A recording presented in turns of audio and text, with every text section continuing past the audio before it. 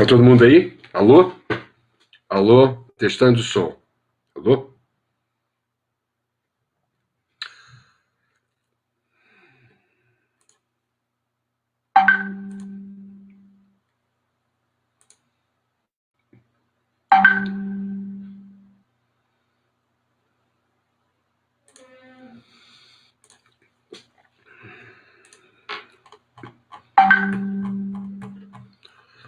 Olá, boa tarde para você que está assistindo a esta live. O meu nome é Rui Correia, sou jornalista da Dufiscar Sindicato e esta é a sétima e última live da campanha intitulada As IFES contra o novo coronavírus, uma iniciativa do ProIFES Federação em parceria com os seus sindicatos. O objetivo destes encontros e destas transmissões é trazer para você, que está conectado connosco, algumas das principais notícias e avanços que as universidades e os institutos federais têm realizado, principalmente no enfrentamento ao novo coronavírus. Nesta última live da campanha, contamos com a participação do presidente do ProIFES Federação, o professor Nilton Brandão, que já está connosco nesta transmissão, para fazer um balanço desta campanha, as IFES contra o coronavírus, convidando-o também para fazer a apresentação de nossos convidados de hoje. Boa tarde, professor Nilton. Boa tarde, Rui. Como está você? Tudo bem? Satisfação? Tudo em segurança. Muito obrigado. Você, espero que também esteja em segurança. Que bom. Graças a Deus estamos muito bem, em isolamento social, em respeito à vida nossa e das pessoas, da comunidade, das nossas famílias, etc. Muito bem. Então, para fazer um pequeno resumo desse trabalho espetacular da nossa assessoria de comunicação, esta é a sétima live, como disse o Rui. Eu quero aproveitar antes para saudar aqui os companheiros da Universidade Federal de São Carlos, citar aqui a sede, né, São Carlos, os companheiros e companheiras lá de Araras, os companheiros e companheiras lá de Sorocaba, os companheiros lá de Buri e companheiras. Lembrar também que na Dufiscar nós temos a representante do campus do Instituto Federal de São Paulo, né, em São Carlos, e outras representação que eu aproveito para saudar todos os professores e professoras de São Paulo, do Instituto Federal de São Paulo, e de diversas outras localidades do país que nos escutam. Essas lives têm tido um acesso significativo de pesquisadores, pesquisadoras de todos os estados da federação. O ProIFES está nas 5 regiões do país, né, estados de norte a sul do país, e tem tido um alcance muito grande entre os pesquisadores, entre os professores, professoras e outros importantes pesquisadores da área da educação e de outras áreas sociais. Serviu para mostrar, né? Veja, nós estamos trabalhando aqui a perspectiva das universidades, dos nossos sindicatos, em relação à pandemia. Então, a gente tem discutido os vários aspectos que a pandemia tem impactado nas nossas universidades e também nos nossos sindicatos. Este é um momento em que cada sindicato pode, de alguma maneira, falar com seus filiados, falar com a sua base, mostrar um pouco o que nós estamos fazendo. A Sueli vai apresentar isso hoje aí para a base da UFSCar, junto com o professor Gil Vicente, e esses exemplos acabam trazendo experiências das universidades do Brasil como um todo. Eu digo para vocês que, como eu participei de todas, mostra claramente a perspectiva de que as universidades definitivamente não estão paradas. E parou o ensino, parou aquele contato direto com os estudantes.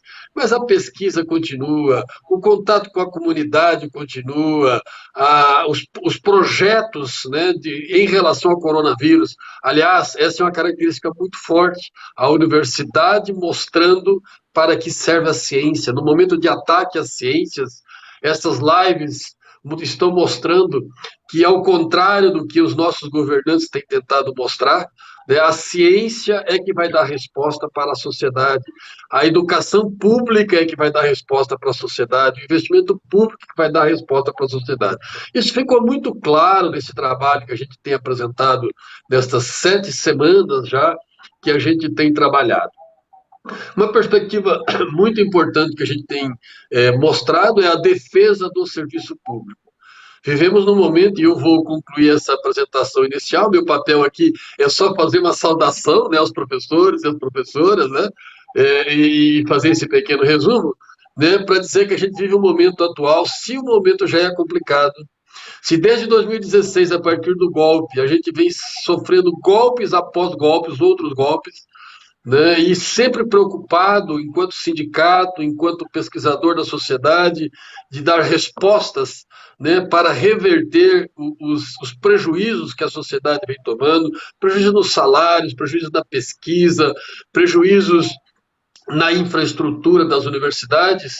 Este é um momento que parece que as dificuldades vão se acirrando. Nós estamos vivendo um momento de ataque muito forte. Nós discutimos com um sindicato nosso de Goiás a perspectiva do uso de lawfare, o uso da lei contra inimigos políticos, o que mostra que o golpe de 2016 foi um exemplo, a eleição de Bolsonaro passou por exercício do lawfare contra aqueles que podiam competir com ele nesse processo, né? E neste momento a gente vê os nossos governantes com um ataque muito direto que nos leva a denunciar e a exigir que nós precisamos lutar pelo Estado Democrático de Direito. Enfim, dizer a todos os professores e professoras que nos assistem que o Proístos Federação, junto com os seus sindicatos, está atento, né? Estamos todos lutando, temos trabalhado muito, né? Eu conversava com o Gil Vicente em alguns momentos, né? Durante esta pandemia, às vezes 11h30 da noite, meia-noite. Aliás, Gil Vicente ele é pródigo nisso, a gente recebe documentos dele de 1h30 da manhã, 2, 3 da manhã, né? O que mostra de que isso é uma característica em todos os sindicatos, estamos trabalhando muito. Parece, inclusive eu tenho dito, a gente precisa começar a pensar nessa nova normalidade, que não pode ser a qualquer hora e qualquer momento, que é o que está acontecendo atualmente. Então estamos trabalhando muito, estamos lutando, tivemos algumas vitórias, junto com a UNE, trabalhamos a DIENEM, que foi uma vitória sim, tirar a educação do congelamento, né? O governo vetou, mas continuamos dizendo que nós poderemos ter as nossas progressões e promoções na carreira. Os nossos advogados estão trabalhando muito. Então, professores e professoras, estamos atuando e lutando muito apesar da pandemia. Eu vou deixar vocês com os nossos convidados, vou apresentar aqui o pesquisador, professor Gil Vicente, professor aposentado do Departamento de Matemática da Universidade Federal de São Carlos, PhD pela University of Warwick, da Inglaterra, tesoureiro da DUFSCar Sindicato, diretor de Relações Internacionais do Proístos Federação, um incansável lutador que se aposentou da atividade de sala de aula, mas, como eu disse, trabalha inclusive de madrugada na defesa dos interesses dos professores. Professor Gil Vicente, você sabe da admiração que tenho por você. Muito boa tarde para você hoje. Boa tarde, professor Brandão. É uma satisfação estar aqui, com certeza. Você está ouvindo você falar e, na verdade, a gente está trabalhando muito mais, né? Porque a pandemia, evidentemente, que é um episódio triste na história do mundo, mas, por outro lado, nós descobrimos o trabalhar à distância. Então, as pessoas, quando notaram que é possível fazer isso, está um afã de todo mundo marcar lives, marcar reuniões. A gente está trabalhando, você sabe muito bem disso, né?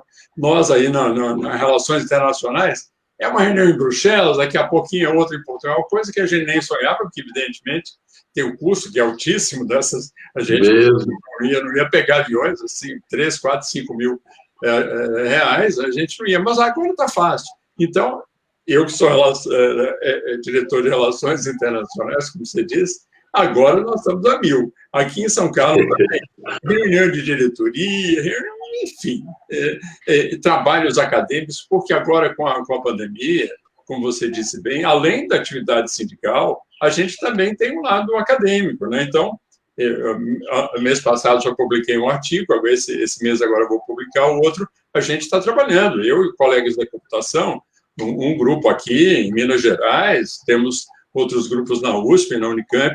Nós estamos trabalhando exatamente para poder compreender, do ponto de vista técnico, como é que se dá uma possível volta. O que significa isso? Que condições, como é que é essa equação? Todo mundo está ansioso para saber, né? Afinal de contas, estamos 2 meses aqui escondidos dentro de casa, vai da sala para o quarto e tal, mas quando é que a gente pode voltar? Então, quais são os riscos e como é que a gente entende essa problemática toda? O que é preciso, de fato, fazer? Então, esse assunto tem despertado muito interesse das pessoas. Eu acho que é papel das pessoas que trabalham com modelos matemáticos, computação, junto com o pessoal de epidemiologia, é nosso papel tentar trabalhar um pouco isso para que, pelo menos, dá uma indicação de como seriam essas perspectivas aqui no Brasil. Isso mesmo, isso mesmo. Professora Maria Sueli, antes de cumprimentá-la, eu quero... Professora Sueli, não é Maria Sueli, não. Professora Sueli. Antes de cumprimentá-la, eu quero prestar a minha homenagem ao professor Amarilho. A professora, como vice-presidente, está em exercício na presidência do ADUFSCar Sindicato. Professor Amarilho, um lutador incansável, né, tem uma história científica, uma história enquanto pesquisador das ciências e de militante de diversas áreas, importante no movimento sindical brasileiro, movimento docente brasileiro, né? Amarílio, é possível que esteja nos escutando, Amarílio. Quero dizer que estou aqui, sou um religioso que acredito na força da oração, estou aqui rezando muito por ti, para que você se recupere e a gente tenha você entre nós. Então, presto aqui minha homenagem, solidariedade ao professor Amarílio. A professora Sueli Maria Schreiber da Silva, professora do Departamento de Letras da UFSCar, onde coordena a unidade de pesquisa em estudos históricos, políticos e sociais da linguagem. E, como eu disse, vice-presidente do ADUFSCar, está conosco aqui hoje. Boa tarde, professora Sueli.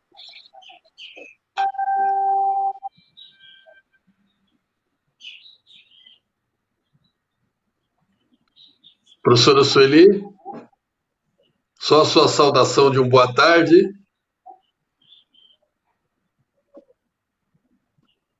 Ok, eu vou depois devolvo a palavra ao Rui, daqui a pouco a professora Maria Sueli entra aqui.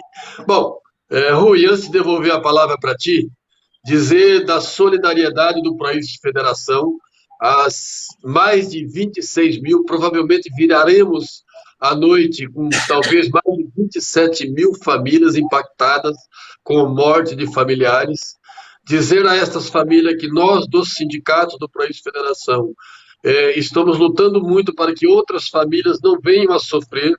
Estamos combatendo um governo assassino, que não assume coordenação nenhuma do trabalho de proteção das nossas famílias brasileiras, dando todo o apoio a todos os governantes, prefeitos, governadores, para que continuem com a perspectiva de isolamento social. O professor Gil vai mostrar com certeza, porque eu sei o estudo que ele tem feito em relação a estudos internacionais que mostram que o vírus no país está ainda em fase de expansão, não é o momento de retorno. Então, a nossa dor com todas as famílias que sofrem hoje porque perdeu algum ente querido, e dizer da parte da presidência do País Federação, fique em casa, só saia se for absolutamente obrigado, porque é a única maneira segura que temos de proteger a nossa vida, do nosso pai, da nossa mãe, dos nossos avós, enfim, dos nossos entes queridos da sociedade como um todo. Rui, boa tarde para você, agradeço demais a sua contribuição e a sua participação conosco. É contigo, Rui, abraço. Muito obrigado, professor Nilton, pela sua participação nesta live. Se cuide, se proteja também, assim e a sua família. Temos um pequeno problema, com certeza, de áudio com a professora Sueli, que vamos tentar resolver no decurso desta live. Mas, antes de iniciarmos o tema proposto para a live de hoje, dia 29 de maio de 2020, esperamos que esta transmissão esteja chegando em boas condições de conexão à casa de cada um de nossos espectadores. Contudo, caso existam dificuldades inerentes à internet, e isso sempre pode acontecer, recordamos que todas as lives estarão salvas na página do ProIves. Fiquem à vontade para deixar na área dos comentários as suas dúvidas e que no final vamos tentar com certeza fazer uma rodada para responder a eventuais perguntas que possam surgir. O tema de hoje é Covid-19, cenários, perspectivas e simulações, um interessante trabalho que será apresentado pelo professor Gil Vicente Reis de Figueiredo, que desde já cumprimento e dou as boas-vindas. O trabalho do professor Gil apresenta um estudo comparativo sobre a Covid-19, relativo a todos os países do mundo, ao Brasil e a todos os Estados brasileiros, bem como projeções feitas a partir de dados oficiais atualizados até ao dia 21 de maio, incluindo as situações atuais das cidades de São Carlos, Araras e Sorocaba, já que cada uma delas congrega um campus da UFSCar, também mencionando aqui o campus de Buri, Lagoa do Sino. Boa tarde, professor Gil, muito obrigado por estar connosco e eu avanço já na primeira questão. O seu trabalho destaca, entre outros assuntos, um estudo realizado em março último pelo Imperial College de Londres, com diversos cenários relativos a vários modelos de distanciamento social. A minha pergunta é a seguinte: de que forma é que esses cenários podem ser traduzidos no Brasil? Bom, boa tarde, Rui, boa tarde a todos. É uma satisfação estar aqui, como já disse. É uma iniciativa do ProIFES, que, como o Brandão já nos mostrou, já fizemos várias lives sobre esse assunto, que realmente é o assunto do século. Nós estamos aqui sem contato social quase nenhum, né? Então, as pessoas estão muito preocupadas e muito intimidadas por essa situação toda, né? Mas, como você disse, Rui, na verdade, de fato, eu publiquei um trabalho há mais ou menos um mês atrás, em que a principal questão que nós tratamos nesse trabalho foi uma apresentação, um estudo do Imperial College sobre as diferentes maneiras de enfrentar o coronavírus, né? Mas antes disso, eu queria falar um pouquinho da situação que a gente tem aqui no Brasil. Na verdade, nós estamos vivendo uma crise tripla aqui no nosso país. Eu acho que isso precisa ser uma introdução necessária. É uma crise de saúde, evidentemente, porque o coronavírus é um dos vírus mais perigosos que já apareceu nas últimas muitas décadas. Temos uma crise também na área econômica, porque o distanciamento social que o Brandão mencionou, esse distanciamento social em que a melhor alternativa nossa, como eu vou mostrar rapidamente, é, de fato, ficar em casa, ele só é possível para as pessoas que têm condições econômicas para isso. E os recursos que esse governo vem destinando têm ido majoritariamente para o setor financeiro. 1,2 trilhões foram para os bancos, para eles não precisarem colocar o dinheiro no compulsório, e os recursos que foram para os trabalhadores, setor informal, pessoas sem emprego, têm sido muito poucos espaços. 60 bilhões em 3 parcelas, as pessoas podem retirar R$600, ficam em filas bancárias, enfim, com perigo de se contaminar para tirar um dinheiro que é muito curto.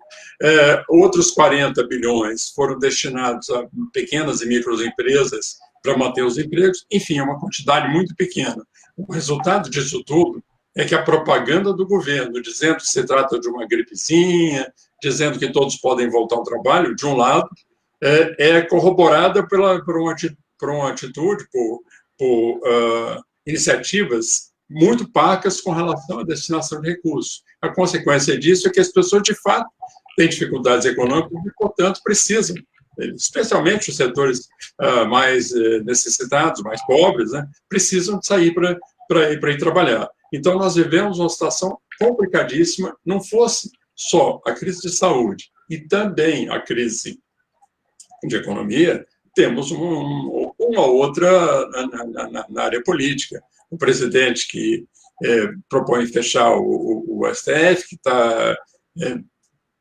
frequente e arrogantemente confrontando o Congresso Nacional, enfim.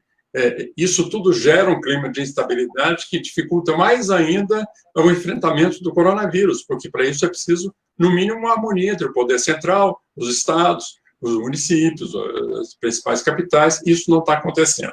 Mas, voltando ao tema, a questão a proposta do Imperial College é olhar os vários cenários que existem. Um cenário óbvio é assim, é a manutenção. Eles chamam de manutenção, é você não fazer absolutamente nada, ficar como estava e fingir que o vírus não existe. Isso, evidentemente, gera uma cadeia de transmissão imensa, como eu vou mostrar já. O segundo cenário é um cenário de redução, em que as pessoas diminuem apenas 40% os contatos sociais e podem, na redução ampliada, segundo o cenário deles, fazer também com que os idosos, propor também para que os idosos reduzam um pouquinho mais, 60%. E tem um cenário que eles indicam como o melhor cenário de todos, se chama supressão.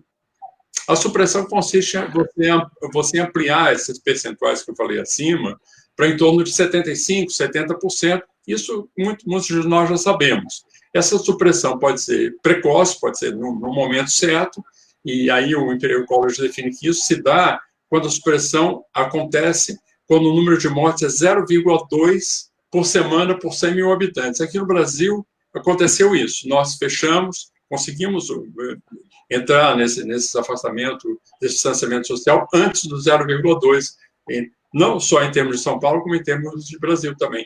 O outro cenário é a supressão tardia, quando os países demoram um pouco para entrar nessa supressão. Isso aconteceu na Itália, aconteceu na Espanha, que passaram uma semana além do mínimo que o Imperial College tinha sugerido, que era a data máxima para isso.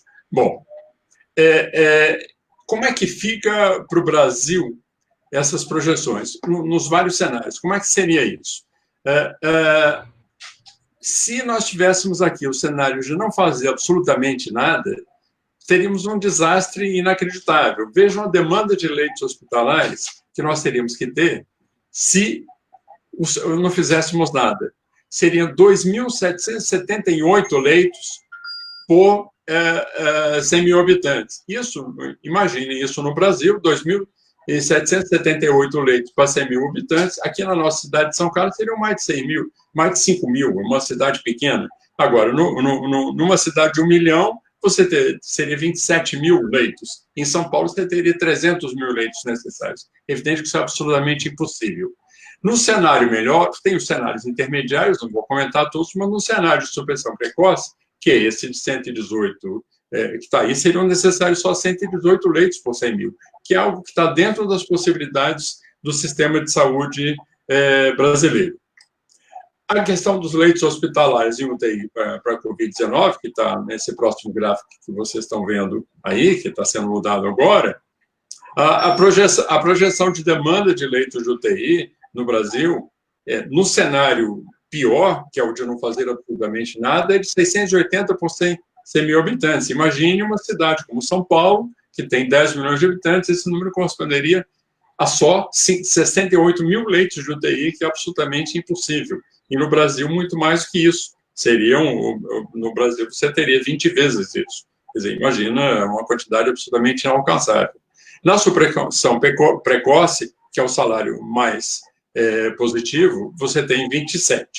Passando um pouco adiante aqui, a gente apresenta... daqui a um pouquinho eu vou detalhar com muito cuidado todos os estados brasileiros, com a situação em cada um deles. Mas vocês vejam, esse gráfico que está aí, o pico maior é a demanda de leitos hospitalares no cenário de não se fazer nada, que é 219. E no cenário de supressão precoce é 7.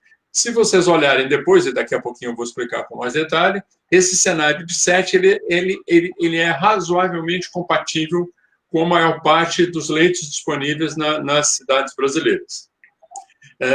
Esse pico de demanda de leitos hospitalares, como está agora nessa próxima página, de acordo com os dados publicados em 2020, agora em março de 2020, pelo Ministério da Saúde, o país tem uma oferta de 51 mil leitos no total. Desses 51 mil leitos, 27 mil são do SUS e os outros são privados. Pelos dados que a gente tem para a Covid-19, seria possível, nesse momento, destinar os leitos que não estão sendo utilizados, que são da ordem de 12 mil. E esses 12 mil leitos são absolutamente compatíveis com os 7 projetados no slide anterior. Ou seja, no Brasil, nós precisamos, de fato, ter um momento, que é esse que nós estamos vivendo, em que você tem um distanciamento. Agora, isso não chega, porque uma coisa que a gente vai comentar daqui a pouquinho é assim, ó, se você fica 2 meses sem absolutamente nenhum contato, se protegendo, o que acontece lá fora? A gente sabe de estudos publicados na Folha de São Paulo, em 90 cidades brasileiras, que o grau de contaminação das pessoas, o que é evidentemente muito bom, é 1%. Mas isso significa que 97%, 99% das pessoas que estão numa cidade, como a nossa ou qualquer outra, não foram ainda contaminadas pelo vírus. Então, se de repente você volta a uma situação de abertura e acaba com o distanciamento social, você tem 99% das pessoas que estão ali para ser preso do vírus. Então, há procedimentos que é preciso fazer para que a gente possa encerrar, ou pelo menos diminuir o distanciamento. Vacina nós não temos. Remédio nós também não temos. A única possibilidade que foi levada adiante por muitos países, na Alemanha, na Coreia do Sul, etc. e tal, uma possibilidade e uma necessidade é que você tenha um número grande de testes para você saber quem são as pessoas que estão contaminadas, que você possa detectar quem elas são, os contatos que elas têm, e a partir daí, então, fazer o confinamento das pessoas que estiverem doentes. Porque quando o ciclo passado das pessoas que estiverem doentes conseguirem ficar boas, o resto da população não será contaminado. Agora, sem isso, não adianta fechar por 2 meses, porque se você abre novamente, você submete a população a um grau de contaminação grande. Então, respondendo a pergunta do Rui, a resposta certa é, sim, precisamos do distanciamento. Nós não temos outro mecanismo que não seja o distanciamento social nesse momento, mas ele não é suficiente, porque é preciso, sem dúvida nenhuma, implementar um processo de testagem, como diz a Organização Mundial de Saúde. E aí, acompanhamento das pessoas que estiverem doentes, confinamento delas, para que seja possível a gente pensar no retorno à normalidade. Era isso, Rui, que eu queria dizer em relação a esse ponto que você perguntou. Muito bem, professor Gil. É uma explicação, realmente é um contexto bastante complicado. Contudo, em vários países da Europa já está havendo uma espécie de um retorno à nova normalidade. Eu gostaria de perguntar ao professor Gil, isso já seria possível no Brasil? Pelos vistos, não é? Pois é, Rui, essa que é a questão. Eu vou pedir para o pessoal projetar o primeiro gráfico que vai aparecer. Pode ser o primeiro gráfico, passa mais uma, por favor. Que aí vocês vão ver um gráfico do número de óbitos na Alemanha.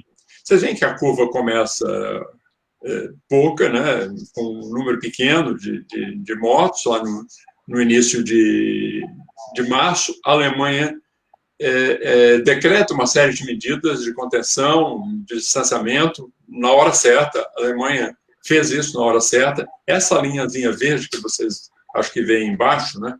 Essa linhazinha verde, eu acho que estou no gráfico da Alemanha, vocês estão no gráfico do Brasil. Eu vou voltar ao do Brasil, eu só peço para passar o seguinte, que é o da Alemanha. Tá? Desculpa ter...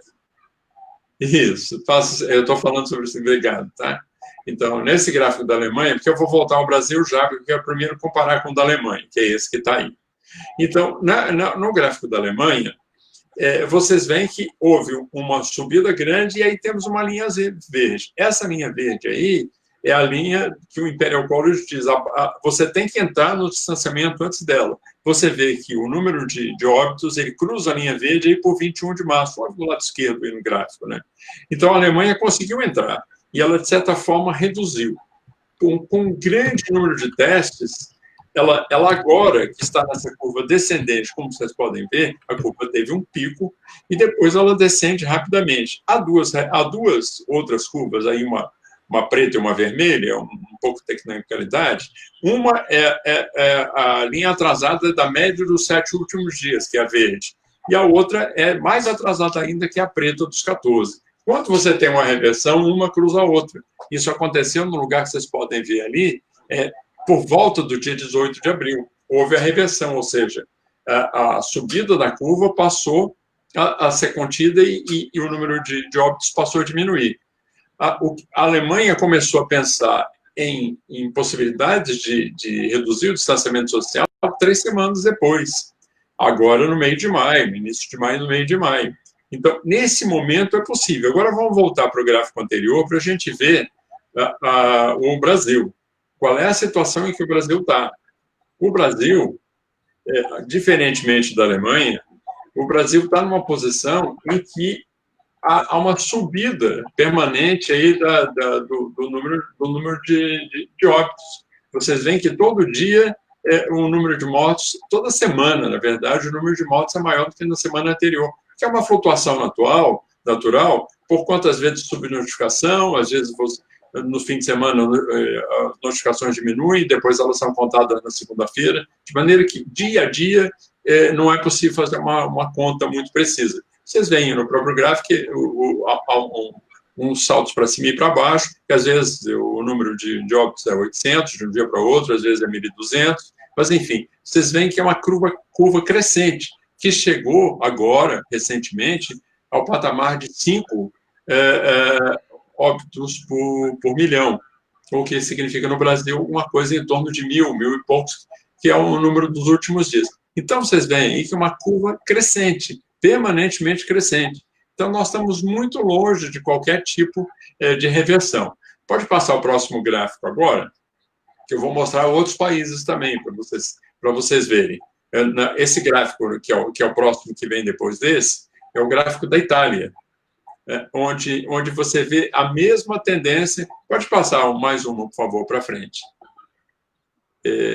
Bom, daqui a pouquinho ela passa. Mas, enfim, é o gráfico da Itália, isso, esse aí.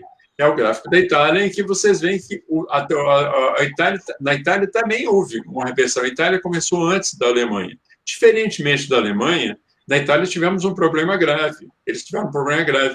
Eles não levaram em conta devidamente. Foi o primeiro país da Europa atingido, né? Então, até compreensível isso. Eles foram o primeiro país, então eles não conseguiram suspender o distanciamento social a tempo. E na Itália isso é um problema muito grave, porque tem um estudo que é de janeiro desse ano, mostrando que o número de contatos sociais dos italianos é alguma coisa em volta de 3 a 4 vezes maior que o número de contatos sociais dos alemães, por exemplo. Então, para eles, para os italianos, que têm uns contatos, enfim, muito vigorosos no dia a dia, seria muito importante ter suspendido, mas eles não fizeram. Eles deixaram passar uma semana do prazo certo. Se vocês virem aí a curva preconizada pelo Imperial College, já cruzada depois, né? Depois do máximo da data prevista, que seria no início de março, eles só conseguem o distanciamento lá para o dia 9. Por conta disso, eles tiveram, enfim, uma catástrofe muito pior daquilo que poderia ter sido evitado. A reversão lá se deu, de novo, vocês podem ver essa bolinha azul aí no meio, né? A reversão se deu no início de abril, que é quando a curva verde cruza a preta e quando começam a diminuir o número de óbitos diários. Vocês veem que a partir daí do meio de abril há uma descendente clara. Chegando ao fim de abril, eles começaram a pensar no distanciamento, que é uma coisa também plenamente possível. Olhando o gráfico seguinte, acontece exatamente a mesma coisa, que é o gráfico da Espanha, que eu peço para mudar ali. No gráfico da Espanha também, né? Vocês têm uma subida, né, forte no início, ela vai até um pico bastante forte, 21 óbitos por dia, por milhão. Você vê que no Brasil o número hoje é 5. Lá você teve 21, na França chegamos até 30 óbitos por milhão de pessoas por dia. A pandemia impactou 5, 6 vezes na Europa, na Espanha, na França, na Itália, 4, 5 vezes o que está impactando no Brasil. E, de novo, lá você tem uma curva descendente muito forte, e aí, claro, né, dentro de 3 semanas, a partir daquele pico que foi no início de abril, foi possível que a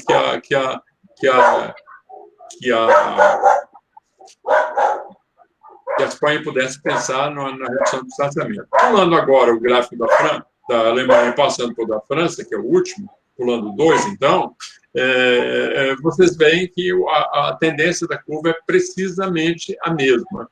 Há uma forte elevação, picos altíssimos, que chegam a 30 pessoas por milhão de habitantes, falecimento num único dia, que é uma verdadeira catástrofe, né, social, e, enfim, conseguiram controlar a doença, reduzir ao máximo o distanciamento e, portanto, chegaram a uma posição em que foi possível pensar no distanciamento.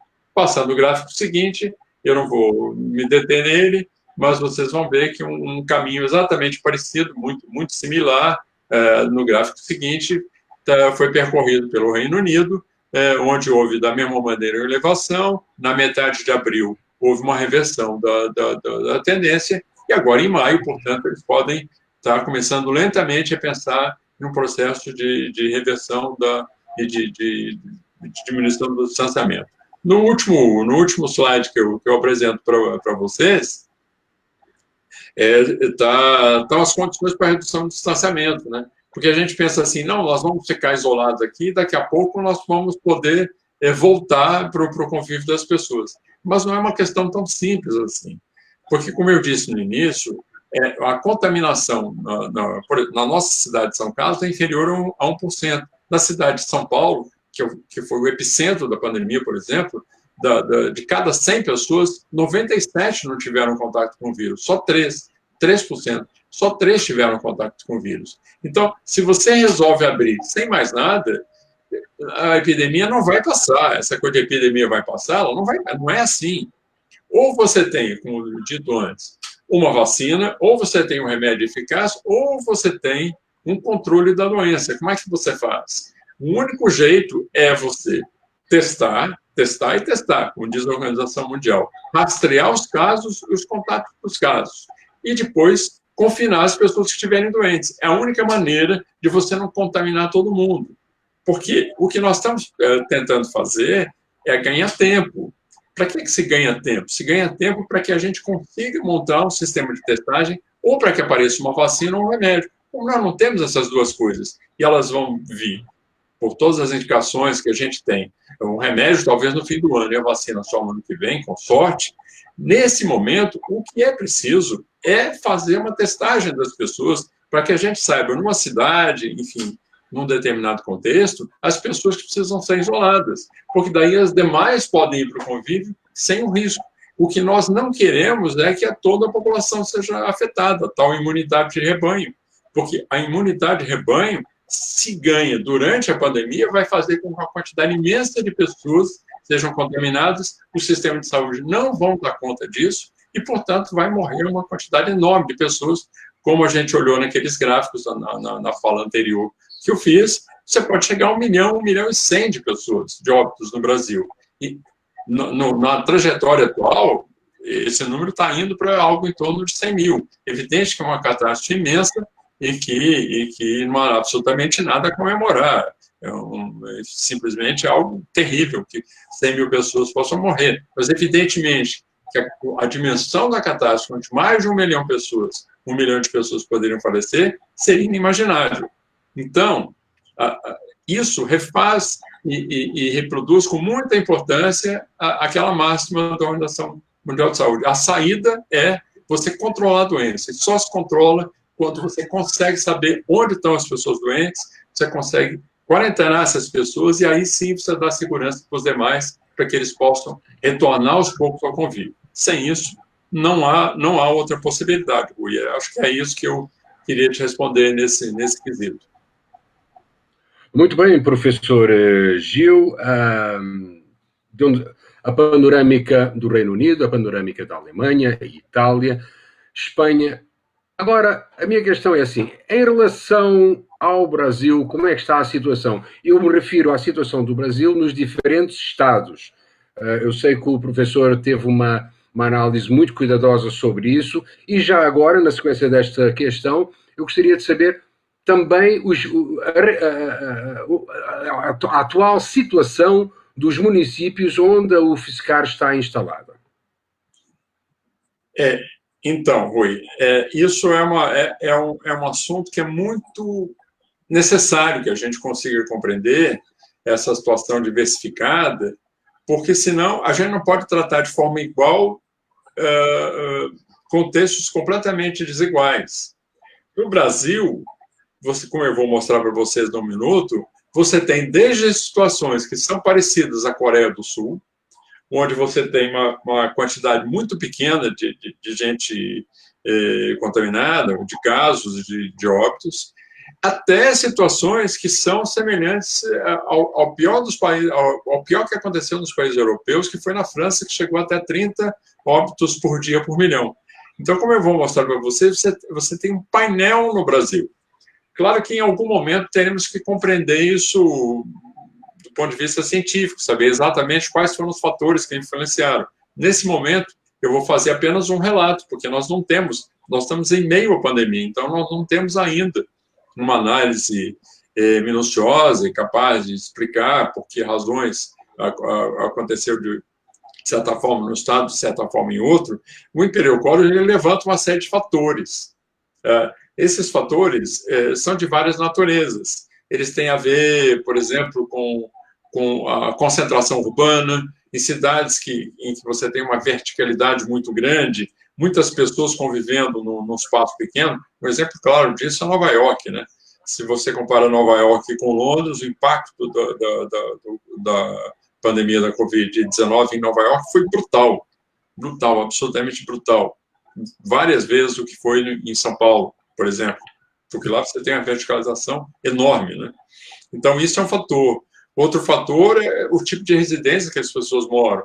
Se são residências grandes, se são residências pequenas, se há muitas pessoas naquela residência, enfim, se a própria...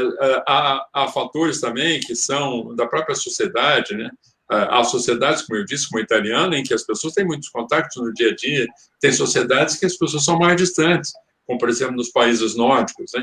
Então, todos esses fatores são importantes. Há lugares em que o saneamento básico é muito deficiente. Há lugares, como as favelas brasileiras, em que contágio certamente será um problema muito importante, né? Então, esses fatores todos fazem com que, no Brasil, a diferenciação seja muito grande. Eu peço para passar o próximo slide, para vocês começarem a ver a região norte. Na região, esse gráfico é do número total de óbitos por 1 milhão de habitantes. A gente padroniza, porque senão você começa a comparar números absolutos, fica complicado, porque no Amazonas tem muito menos pessoas, em São Paulo tem muito mais pessoas. Então, você não pode comparar o número de óbitos de Manaus com o de São Paulo, uma cidade de 10 milhões de habitantes com outra cidade muito menor, né? Então, aí a gente padroniza, a padronização está em número de óbitos por 1 milhão de habitantes, óbitos havidos até agora, cumulativo, portanto, esse gráfico. No Amazonas, esse número é 400. Esse número de 400 ele é similar ao número da França. O número acumulado na França hoje é de 500. No Reino Unido também, na ordem de 400, 500. Então, o impacto da Covid-19 no Amazonas ele é similar ao pior impacto que houve na Europa ou nos Estados Unidos, um impacto altíssimo. A segunda curva aí é do Pará, o impacto é metade, mas ainda assim é muito forte. Depois vem o Amapá, depois vem o Roraima, até Rondônia, que é o menos, que tem 40 óbitos por 1 milhão de habitantes.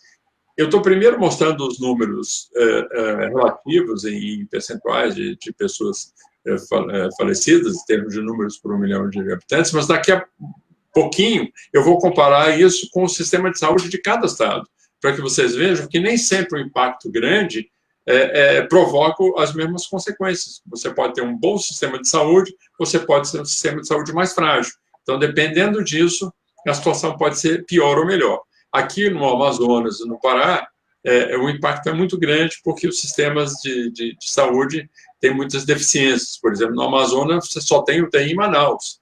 Então, é um estado imenso. Se você tiver um problema sério que precise de uma respiração artificial em qualquer lugar, você pode estar a 1.000, 2.000 quilômetros da cidade onde você pode ter um salvamento. Então, é uma situação muito complicada. Daí o número de óbitos ser muito alto. Passo para o cenário seguinte, agora passando para o Nordeste.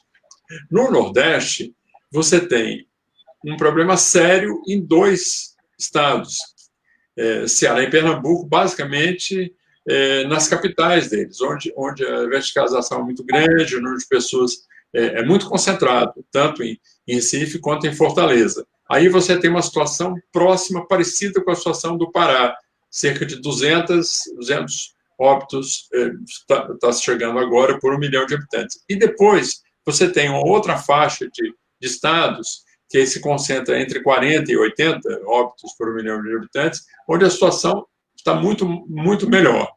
Piauí, Paraíba, Rio Grande do Norte, Sergipe e Alagoas.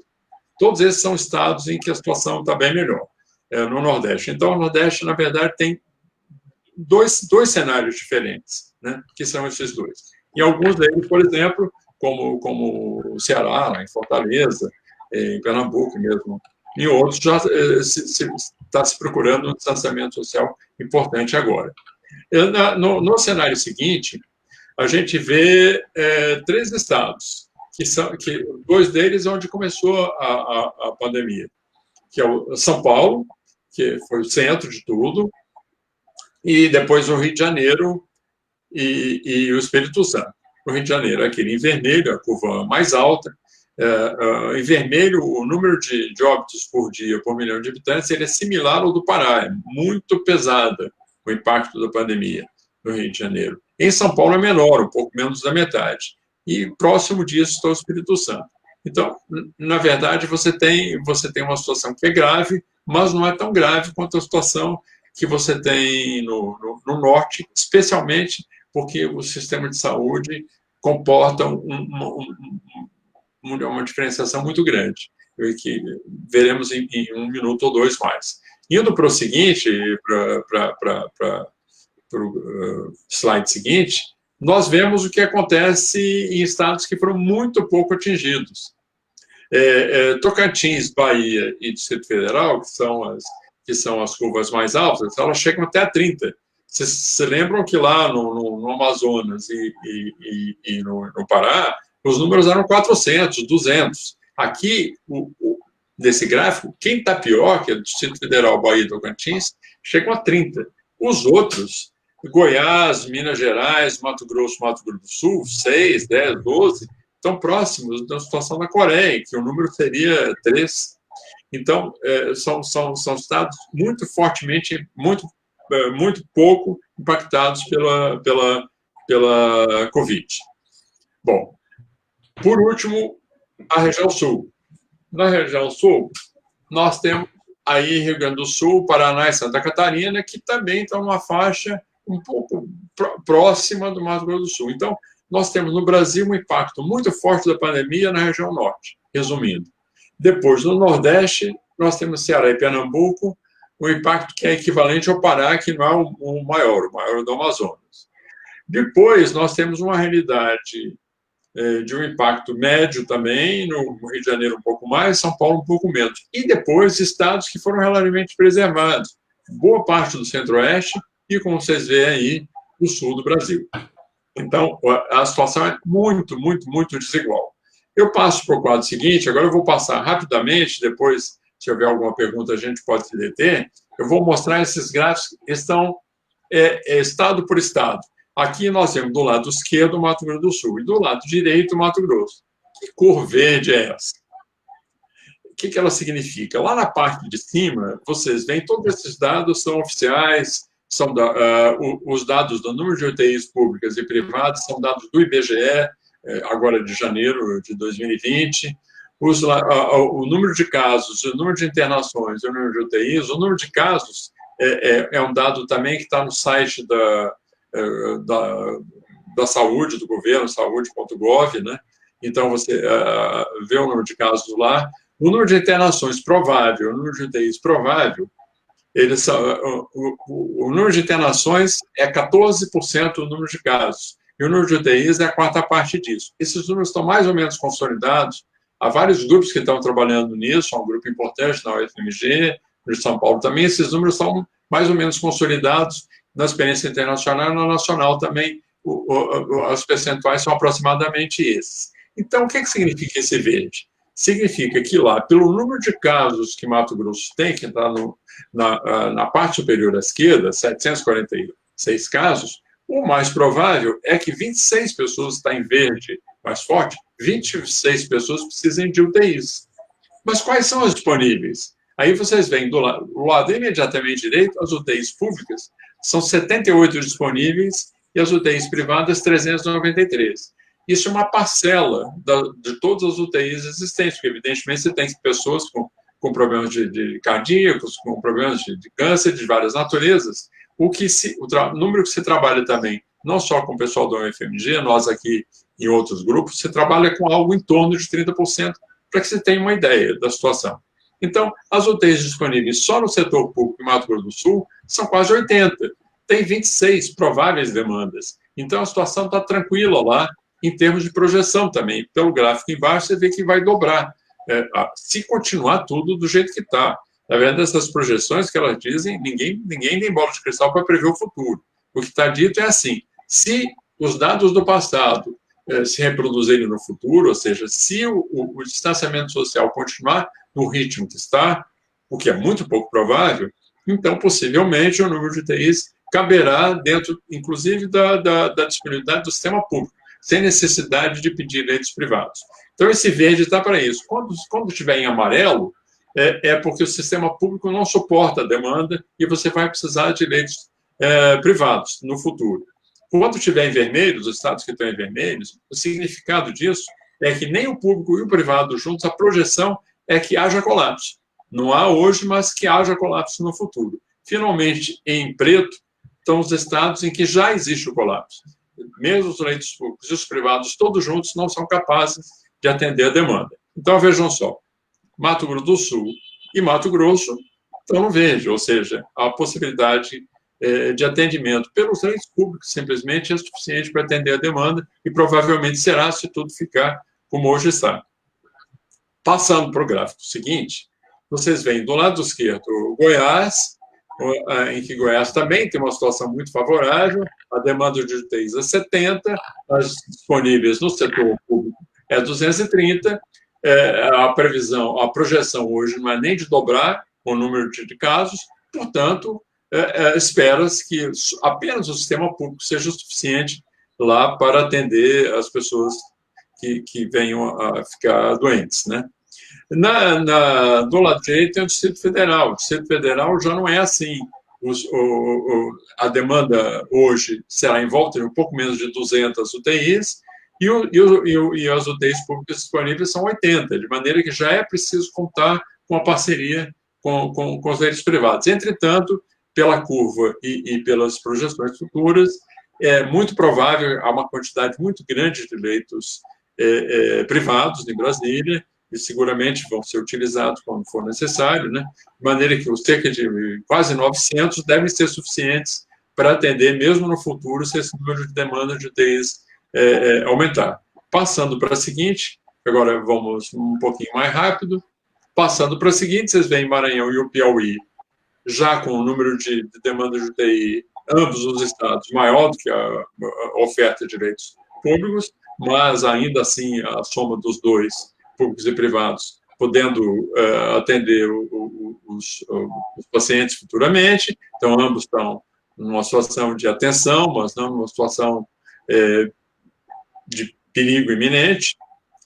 O gráfico seguinte é o do Ceará, do lado esquerdo. O Ceará está numa situação realmente muito difícil, porque o Ceará, pelo número de casos, que são mais de 30 mil, tem uma demanda de pelo menos 1.100 UTIs.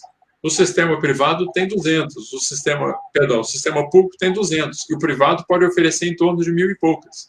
De maneira que os dois juntos, muito em breve, possivelmente não vão conseguir atender a demanda, e você vai ter uma situação que é a mais dramática, que mais nos preocupa a todos nós, que é de você ter pessoas que estão doentes, precisam de leitos e não têm acesso aos leitos. Não está acontecendo ainda, mas a previsão é de que isso possa vir, infelizmente, a acontecer.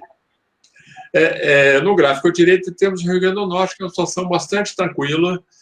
Lá foi feito o distanciamento social de maneira muito adequada e correta.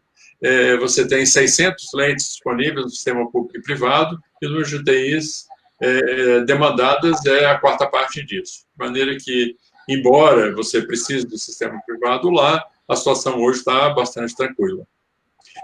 No gráfico seguinte, você tem também dois estados em situações parecidas com essa, que são da Paraíba e o de Pernambuco, em que, de novo, o número de UTIs ultrapassa a disponibilidade pública, mas você tem um suprimento importante no sistema de leitos privados. E quando eu falo leitos, não só são leitos, são os equipamentos de proteção individual, essas coisas todas vão juntas.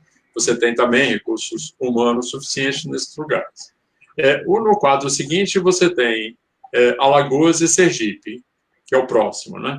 Alagoas tem uma situação que não é confortável, mas também não é provavelmente desesperadora. Você tem o número de leitos, demanda de leitos 172, disponibilidade pública 80, mas um sistema privado forte, de mais de 500, que não é a situação de Sergipe, em que você tem uma oferta pública pequena, mas uma oferta privada também pequena. Então, as duas juntas somam 300 leitos de UTI.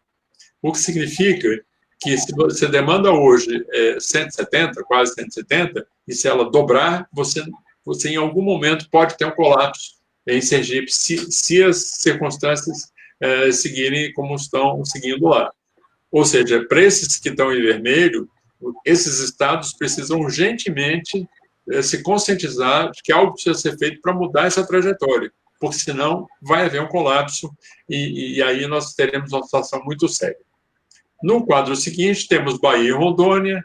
De novo, Bahia e Rondônia com uma situação relativamente tranquila, um pouco acima da disponibilidade do sistema público, mas o sistema privado na Bahia, que é muito forte, com quase 3 mil leitos, o sistema hospitalar muito, muito poderoso, a estrutura de saúde na Bahia é bastante boa.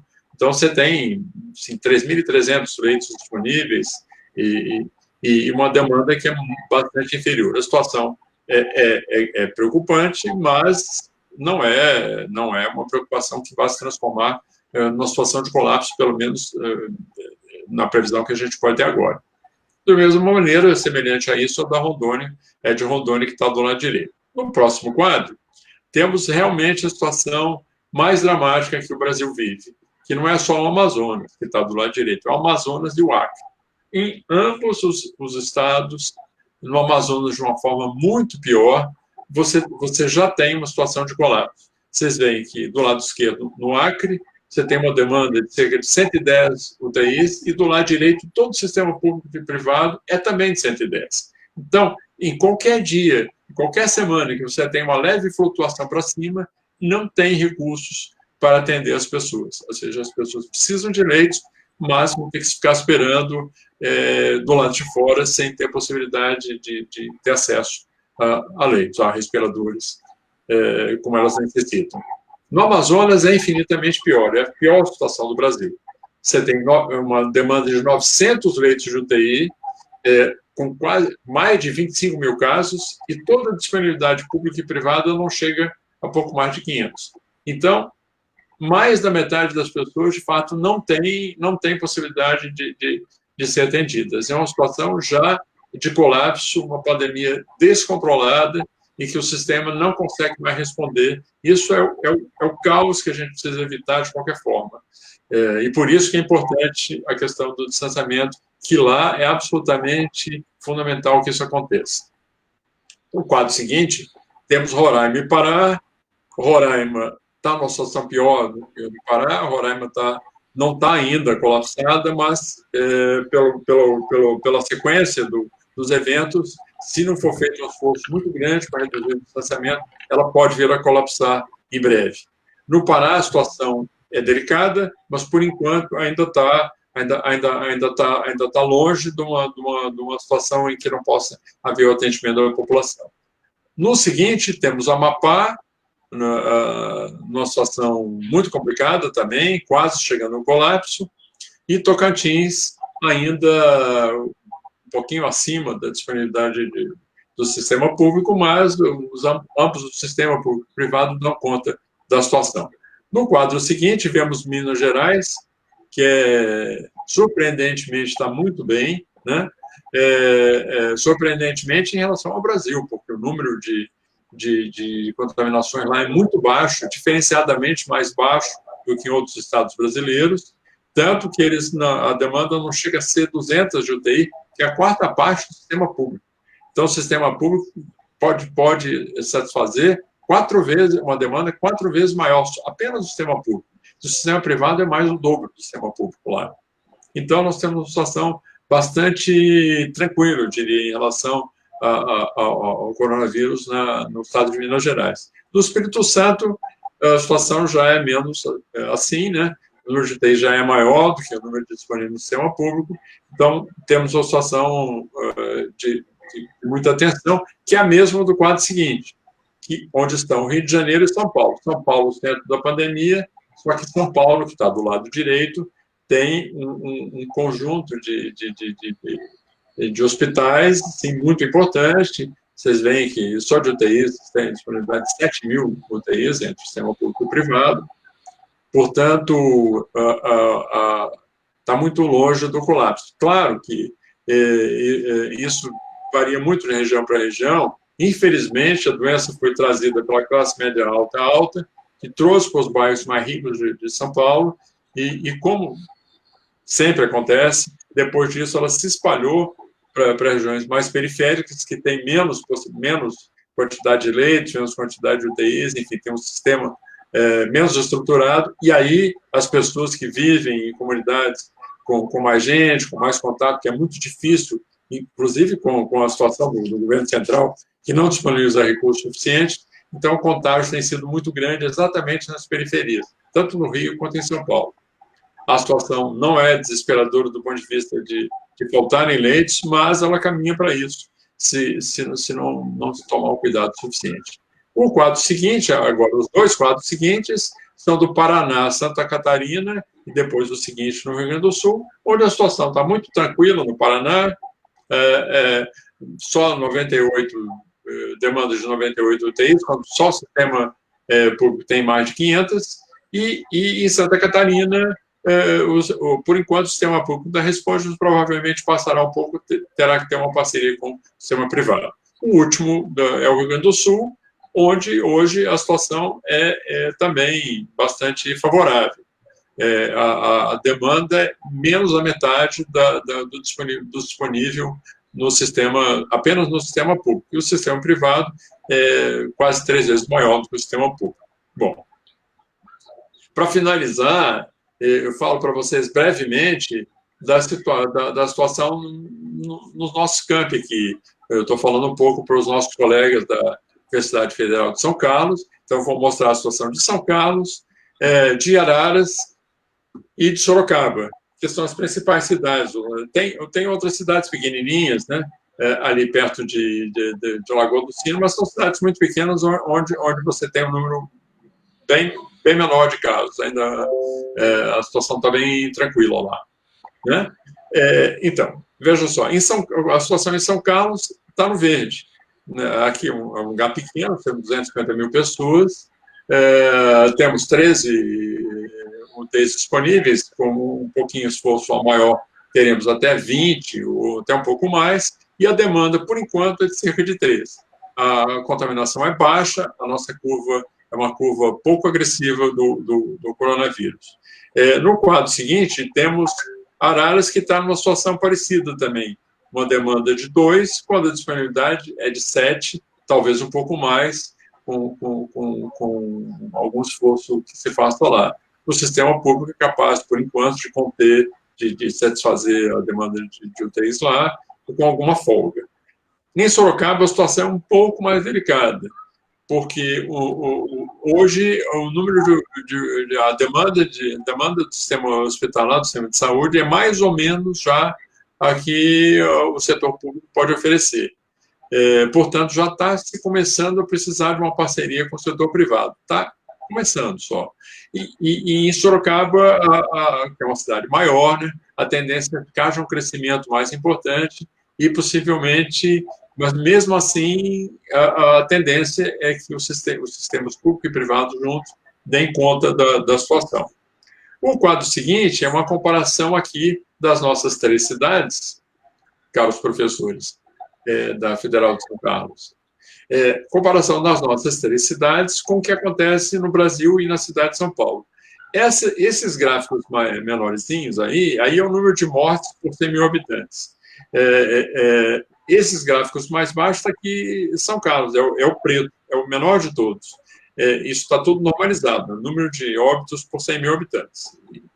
Então, a situação é melhor em São Carlos, a curva verde, que é a de Araras, é mais ou menos parecida, depois vem essa amarela, que é de Sorocaba, em cima da azul é a curva do Brasil, e por último é a curva de São Paulo, São Paulo cidade, onde a situação é pior do que a do Brasil. Portanto, nós aqui na nossa região estamos relativamente tranquilos, com um número controlado um número bem menor de óbitos por 100 mil habitantes. O gráfico seguinte, ele representa o número de casos de Covid nas nossas cidades, a situação é parecida. São Carlos melhor, Araras um pouquinho menos, Sorocaba mais alto um pouco, e depois ali o Brasil e São Paulo. Para finalizar, eu quero fazer uma comparação para vocês verem de como é a situação, como foi a situação no mundo e como é a situação no Brasil, nos vários estados brasileiros. Os 2 gráficos são fáceis de entender. Então, vejam aí. Esse é o número máximo de mortes por dia por 1 milhão de habitantes. Isso é o impacto máximo diário. O maior impacto diário que aconteceu, curioso que pareça, porque isso não aparece no Ministério, mas o maior impacto que teve foi na França, onde se chegou a ter 30 óbitos num único dia por 1 milhão de habitantes. Que, imagina, é uma absoluta catástrofe, né? Isso é morrer 1.000 pessoas em cada 1 milhão, 1 em cada 1.000 por mês. No fim do ano, mais de 1% da população teria ido óbito, né? Então, 30 é um número altíssimo. Do lado esquerdo, França. Depois, Espanha, Reino Unido, Itália, em volta de 15 para 20. Estados Unidos também em volta de 15. Brasil, vejam só, uma situação muito melhor. O Brasil tem 6 só. É que aqui o número de casos é grande, mas é infinitamente menor do que nos Estados Unidos. É a 4ª parte dos Estados Unidos, o número de casos. E o número é maior do que em outros países, porque a população nossa é 4 vezes a da Itália. Então, comparar números absolutos não é a melhor comparação. O Brasil tem uma situação muito delicada, mas ela é menos, o impacto do coronavírus foi menor aqui do que em outros países. Aí vocês vejam a Alemanha, que conseguiu reagir de uma forma muito adequada. O número de óbitos não chegou jamais a 4. O máximo que chegou foi a 3, tanto. E aqui a Coreia com 0,2. No quadro seguinte, vocês veem a situação no Brasil. Lembrando daquele número de 30 lá em cima, que é o número da França, o pior impacto possível, e lá embaixo o 0,2 da Coreia. E o Brasil com 6 no meio. Vocês veem, Ceará, Pará e Amazonas estão próximos da situação dramática que viveram Itália, Espanha, França. Lá em cima. Ceará, Pará e Amazonas.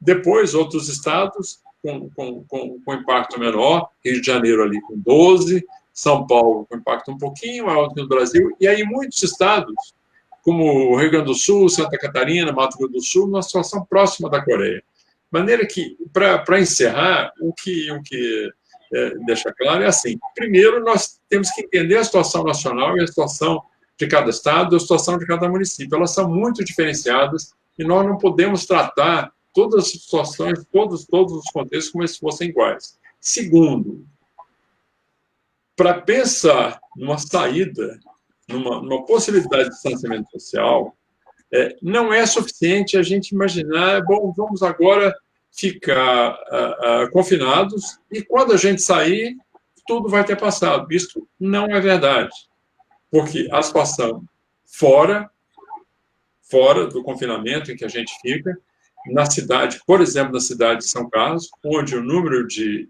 pessoas contaminadas é inferior a 1%, ou na cidade de São Paulo, em que esse número é 3%, o número de pessoas fora que não estão infectadas ainda é enorme. Então, voltar para uma situação de abertura, sem nenhum controle de nada, é voltar para a situação inicial, e aí você vai ter uma escalada imensa. De novo, vai ter que fechar. Então, não é essa a situação. O que a gente quer com o confinamento? Várias coisas. Primeiro, não quer submeter as pessoas a ficarem doentes, porque é muito diferente uma pessoa ficar doente hoje e ficar doente daqui a 1 ano, daqui a 6 meses. Porque daqui a 6 meses ela terá um jeito de se curar ou terá tomado uma vacina e não ficará, não terá pego a Covid. Então, o que a gente quer? Primeiro, ganhar tempo. Essa história da curva se achatar é porque as pessoas não se contaminem agora. Porque é evidente que, se nada for feito, elas se contaminarão algum dia, porque nós não vamos ficar fechados para sempre. Então, qual é a questão? A questão é, dado que não temos vacina e que não temos remédio ainda, a médio prazo, a solução é testagem. Você tem que saber onde estão as pessoas contaminadas e como fazer o confinamento delas, das pessoas que estiverem doentes e dos contatos delas. Se você não tiver essa condição de rastreamento, você não sabe quem está doente numa cidade como a nossa ou em qualquer outra. De maneira que levantar o confinamento, fazer com que as pessoas voltem à dita nova normalidade, mesmo com máscara, se diminui o contágio, mas não é tanto assim. Então, isso não é suficiente. O que eu queria dizer para vocês assim é que o mais importante é que a gente use esse período de confinamento, que ele não se resolve em si mesmo, né? Use esse período de confinamento para buscar soluções. As soluções são essas.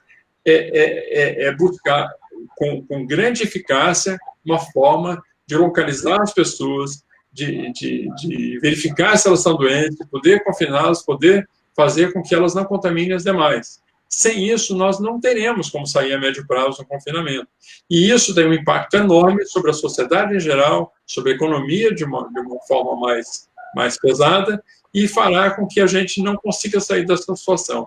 De maneira que encontrar essas formas de contribuir para que a gente consiga fazer a testagem e o confinamento das pessoas é fundamental para que a gente tenha a oportunidade de poder sair dessa pandemia no médio prazo.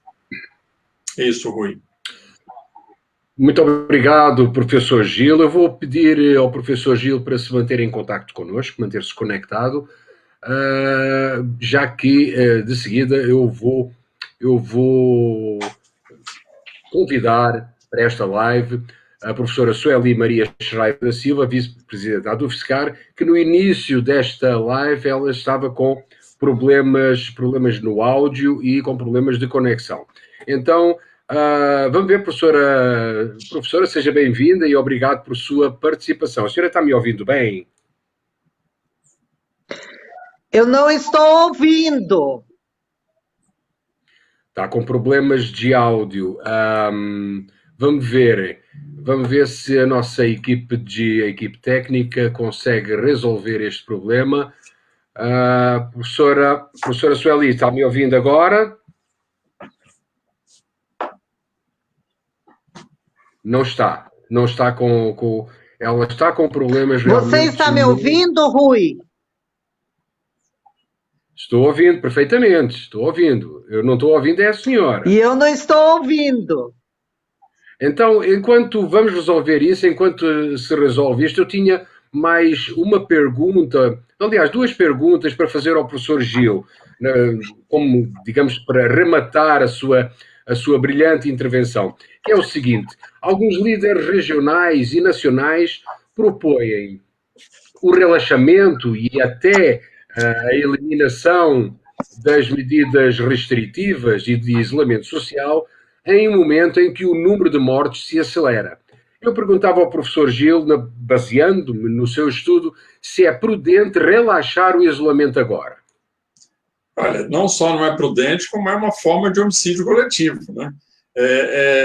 Não só essa recomendação, Rui, a indicação de cloroquina, hidroxicloroquina, esse tipo de ação política, essa escolha de um remédio que a Organização Mundial de Saúde já temos pesquisas que dizem que não só ele não ajuda em nada, não está comprovado que ajude em nada, como também está comprovado que ele causa problemas cardíacos. E você sabe que uma das principais comorbidades dessa pandemia, da Covid-19, é o problema do coração, porque o vírus ele não ataca só os pulmões, ele ataca também o coração. Então, a hidroxicloroquina, ela coloca em xeque pessoas que têm problemas cardíacos. Então, você recomendar indistintamente que o cidadão vá lá numa farmácia qualquer e sem receita médica para comprar esse tipo de coisa, ou mesmo com a receita de um médico, enfim, que não tem ética suficiente, é uma forma de você matar as pessoas. Agora, ao mesmo tempo, você fazer pressão política para abertura numa sociedade em que a única forma da gente reduzir o número de mortes agora é você ter distanciamento, vocês viram os números que a gente deu, né? No cenário do Imperial College, com um afastamento social importante, com 75%, a gente teria só 44 mil óbitos. Não vamos conseguir isso. O número de óbitos vai ser superior a isso, infelizmente para todos nós. O número de mortos deve ser alguma coisa até o fim da pandemia. Deve ser alguma coisa em volta de 80, 100 mil, talvez até mais, talvez até 120 mil, dependendo de como vão as coisas. Se houver, enfim, um relaxamento desse distanciamento. Agora, vocês imaginem o que é uma pessoa que hoje é presidente da República propor para o país que entra num cenário em que a perspectiva é que morram 1.100.000 pessoas. Quer dizer, isso é absolutamente inimaginável. É algo que é um crime, né? É um crime, porque é impossível que a pessoa, a menos que seja de uma total ignorância e incompreensão, e aí uma pessoa com esse perfil não devia estar na presidência, né? Mas a menos que isso aconteça, é uma pessoa que tem consciência dos números e dos trabalhos, das informações que estão sendo expostas e disponibilizadas. Isso não é uma coisa que não se conhece. Se conhece por muitos, tem muita gente trabalhando nisso. Então, sabe-se perfeitamente que, se houver o fim do distanciamento sem que nenhum cuidado seja tomado, será uma catástrofe nacional de dimensões inenarráveis. O que a gente precisa é aproveitar esses meses, e a gente não está aproveitando esses meses. Precisamos aproveitar esses meses que estão passando, que são esses meses em que as pessoas estão confinadas em suas casas. Precisamos aproveitar esses meses para estruturar um sistema que seja capaz de saber onde estão as pessoas, um sistema de testes. É assim que se fez nos lugares do mundo que conseguiram conter o número reduzir o número de óbitos. Você precisa saber onde estão as pessoas, porque se você souber onde estão essas pessoas, você vai conseguir fazer um controle de maneira que elas fiquem, elas e seus contatos, se verifica quem está doente dessas pessoas, e elas e seus contatos vão ser quarentenadas por 15 dias, até a pandemia, até a doença passar. Evidentemente que, se elas necessitarem, irão para o hospital, mas seja no hospital, e espero que se curem, obviamente, mas seja no hospital, seja nas suas casas, elas vão estar fora do convívio social. E se você consegue determinar, só pode fazer isso testando as pessoas. Se você não sabe, você tem um mal lá fora da sua casa que você não sabe onde está. Então, como é que você vai sair? Agora, em vez de 100 pessoas, você tem 97 para serem contaminadas. Então, esse período tem que ser utilizado para montar esse sistema que nos permita, antes que venha o remédio e antes que venha a vacina, que vai ser, quem sabe, só daqui a um ano, que nos permita a possibilidade de fazer com que as pessoas que estão doentes sejam retiradas do convívio, de maneira que as outras possam voltar. Não importa, e se são 97% que não estão contaminadas, ótimo, senão dá a impressão que a gente quer que as pessoas se contaminem. Ao contrário, a gente quer que ninguém se contamine, porque o número de mortes vai ser proporcional ao número de contaminados.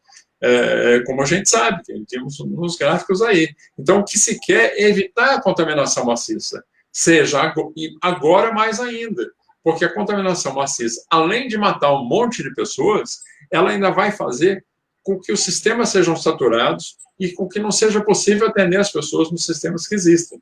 Então, nós temos várias razões para esticar a curva, como a gente tem dito, para fazer com que essa curva seja achatada. A principal delas é que a gente usa esse espaço de tempo para se planejar para um retorno. E aí isso não passa só por máscaras, é por máscaras e por esse sistema de avaliação de quem está doente, localização das pessoas, rastreamento e confinamento delas.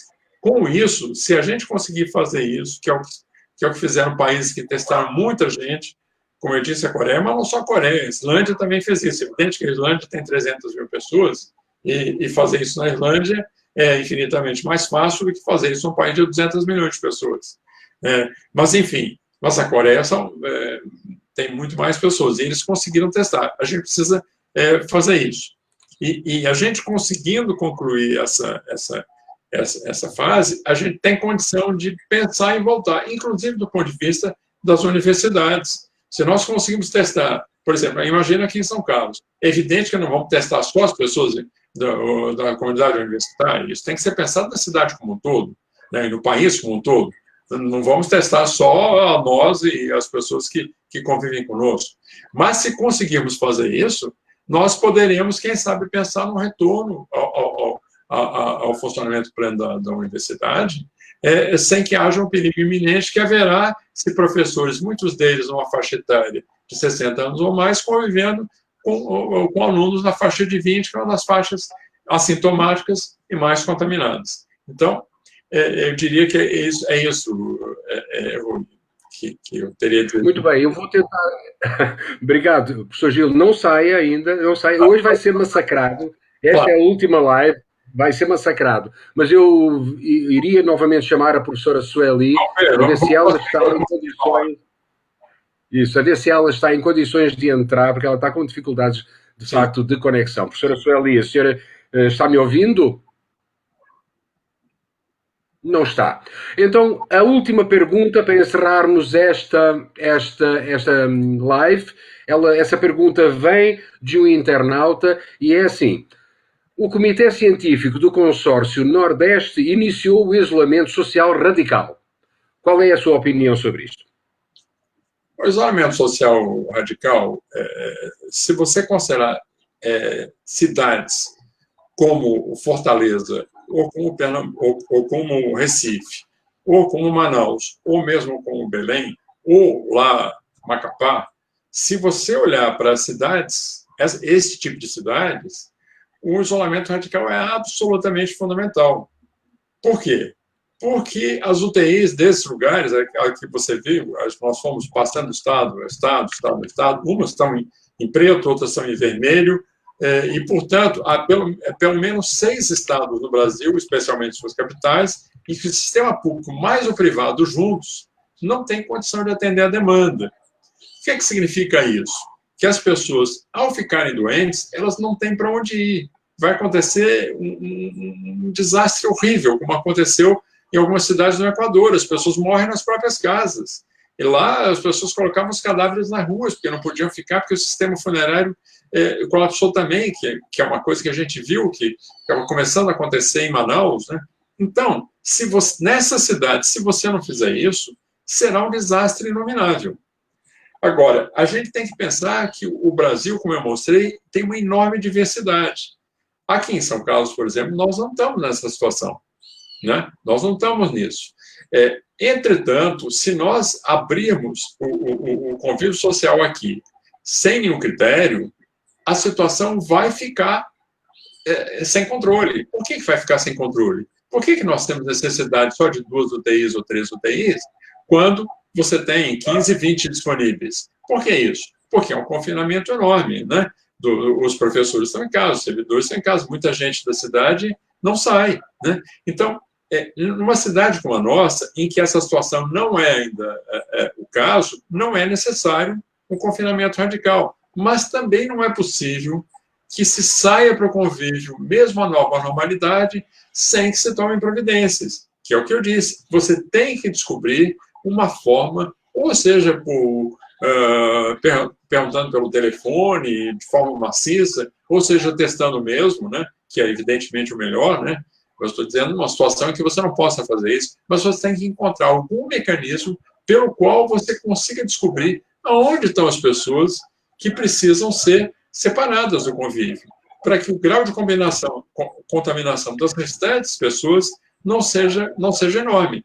Porque se você contamina de 1 para 3 ou de 1 para 4, mas essas pessoas, as 100 ou 200 que estão contaminadas aqui em São Carlos, com há cerca de 90 que já foram testadas como doentes, nós devemos ter 500, 600. Se você consegue confinar, saber quem são e confinar essas pessoas, o grau de transmissão, evidentemente, é de 1 para 3, não é de 1 para 3, porque as pessoas estão na casa delas.